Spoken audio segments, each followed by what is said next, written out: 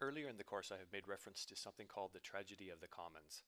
And this presentation kind of runs through the tragedy of the commons, defines what it is, and gives you a couple of examples of how the tragedy of the commons has played out under a number of different scenarios. So we'll start the presentation with a short little story. Once upon a time, there was a lovely village. This village had a lovely commons, or a grazing field, where the sheep grazed. The sheep were happy, and happy sheep produce wool, and that made the village happy because it meant the village could prosper. The happier the sheep were, the better wool they produced. Because the sheep were happy, and because they were producing good quality wool that was helping the village flourish, the villagers wanted more sheep to produce more wool to make them flourish even more. So more sheep joined the commons. Before long, however, there were too many sheep, and the commons, or the grazing field, became overused. Eventually, the overuse became extreme, and the grass ran out. At this point, tragedy ensued. The sheep suffered, and so did the villagers. Eventually, the problem became so severe that the sheep, having nothing to eat, stopped producing wool altogether. So what did the villagers miss? Well, the villagers should have realized that the commons, or the grazing fields, was called the commons because it's a common resource. It's a resource that all of the farmers in the area around the village had to share. Because of the way that this is structured, when there's an abundance of resource, then there's more resources that are needed, everybody gets their share, and there's resources that are not being used. But eventually, if each person tries to take a little bit more and a little bit more and a little bit more, the collective use of the commons will exceed the commons' ability to regenerate it. And then it becomes a zero-sum game, because that means that any villager who chooses to take more of the commons is actually taking away from somebody else's use of the commons. Well, that all works fine if the person who's having his share of the commons taken away is willing to give it up. But in the case where they're not willing to give it up, where that person is not willing to give up and in fact wants to increase his share of the commons, then that collective aggregate overuse of the commons will cause it to crash. Here's a different way of understanding this problem. We can break it down to a simple example. If we're given an example where 10 owners each turn out 10 sheep to graze in a commons, and assume that the commons has a carrying capacity of 100 sheep, then we have maxed out the resource. 10 by 10 is 100, and the capacity of the commons is 100. There's a complete match there. So as long as the owners don't exceed the carrying capacity, let's assume that each sheep fleece will bring $100 in the market, or amongst the whole 100 sheep, that's 10,000 total. But if just one owner decides to add one extra sheep, he gets the extra money that comes from that sheep, but the value of each sheep drops to $95 because we can no longer carry, the carrying capacity has now been impacted. For the owner of 11 sheep, his revenue will be 11 times 95, or 1,045.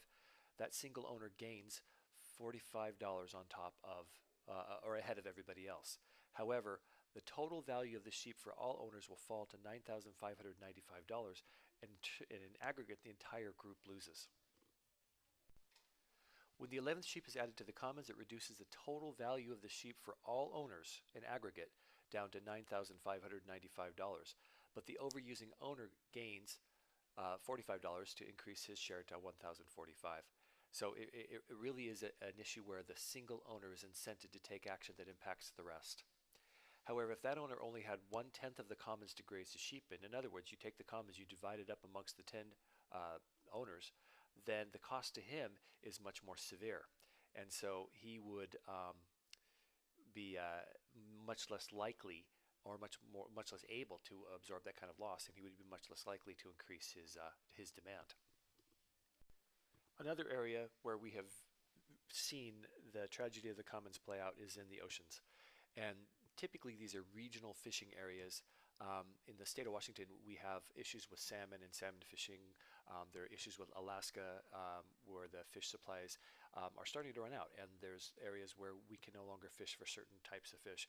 It's simply because they've been overfished, and it's a classic result of the tragedy of the commons, where one single fisherman will take more than he has been taking because it increases his profits. And as each individual fisherman does that, slowly in aggregate, it puts increasing demand on the supply of a particular fish resource to the extent where it exceeds that resource's capacity to regenerate itself, and then the resource crashes. We're seeing this all over the world in various things such as swordfish and salmon, like I mentioned, and other fish supplies that are having a dramatic impact. And when these supplies crash, they crash really fast, as we'll see in the next slide. This slide shows an example of the bluefin tuna, which is a commons that has been basically exhausted. In 1995, we had over 200,000 tons that were harvested on an annual basis. But because we over-harvested and we exceeded the resource's ability to regenerate itself, the resources crashed in just 17 years. This is a classic example of the tragedy of the commons. Everybody taking just a little bit more, just a little bit more.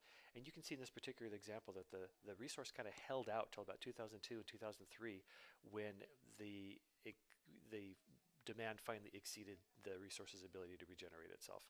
So this is a classic example, again, not by any means the only example. There are many examples around the planet where this is happening.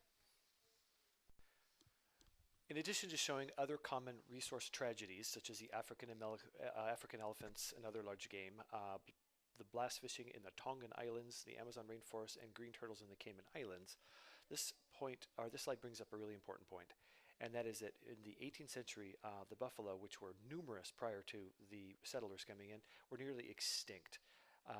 And the two things that this slide brings up: one, what prevented their extinction? And secondly, why haven't cattle ever been threatened with extinction? Two answers that we can offer. One is the prevention of the extinction of the buffalo was, of course, humans. Humans intervened and they stopped it. They stopped the overtaxing of the resource such that the resource was actually able to sort of kind of get back up on its feet and start replenishing itself. So it was human intervention and a change in behavior that stopped us from completely wiping the resource out. Second question has to do with why have cattle never become threatened with extinction? And this is because it's not a common resource. Cattle are specifically and typically owned by a single farmer, and the single farmer manages his own sort of world of resource and makes sure that he or she is able to sort of utilize the resources that he needs, but yet never do so in a way that overtaxes the resource that he has. So it's through careful management of the resource that we've actually never seen cattle get to that point, or any other farmed animals get to that point. We don't share them as a common resource, and we do manage the sort of microcosms of what the individual farmers own. So anyway, this is the end of this presentation. I hope it gives you an idea of what the tragedy of the commons is. When you hear it referred to, you will hopefully from here on out understand it. Thanks very much.